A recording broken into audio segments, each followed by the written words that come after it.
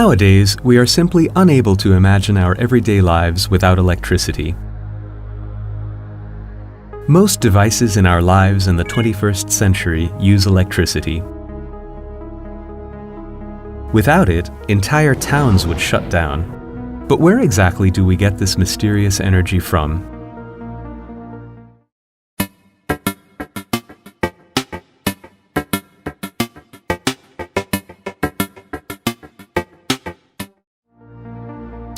We will now visit a pressurized water reactor type of nuclear power station to show you where this unbelievable force comes from.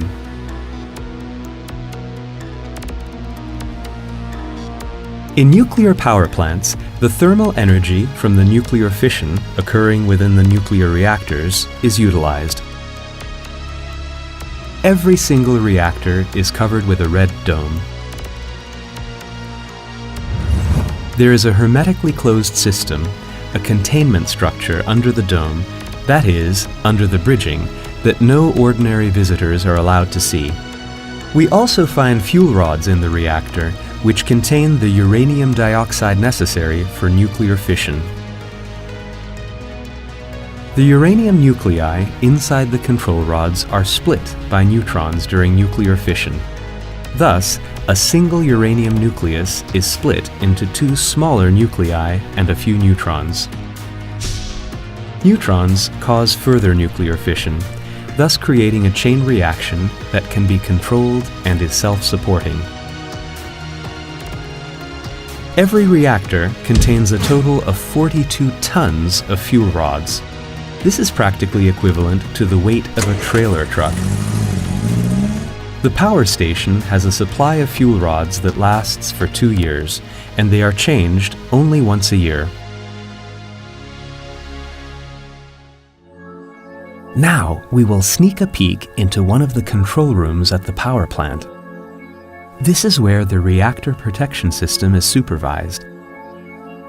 Only the most highly trained experts are allowed to work in this hall full of switches and displays. They learn how to do their jobs over the course of a number of years at the power station training facility. We should leave now. Let's not disturb their important work.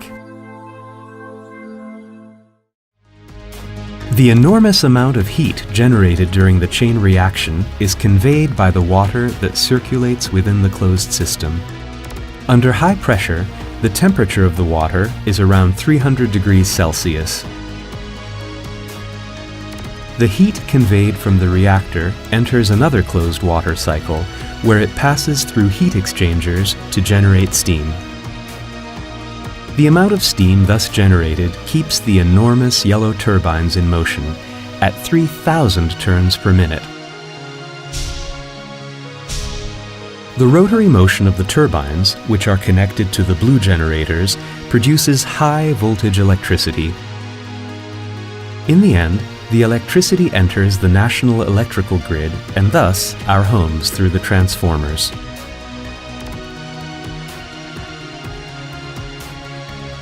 The waste steam is condensed using the cool water of the river. It is thus transformed back to its liquid state and conveyed back into the power station. This water cycle is open.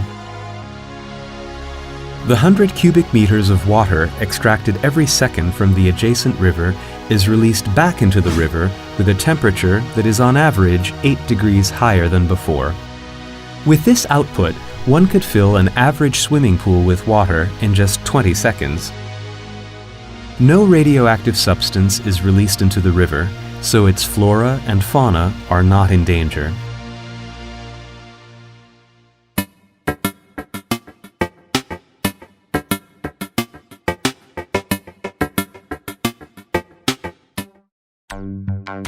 A modern nuclear power plant can supply up to 50% of a country's electricity production. The upside of the nuclear power station is that it emits no harmful substances and its fuel is significantly cheaper than various hydrocarbons.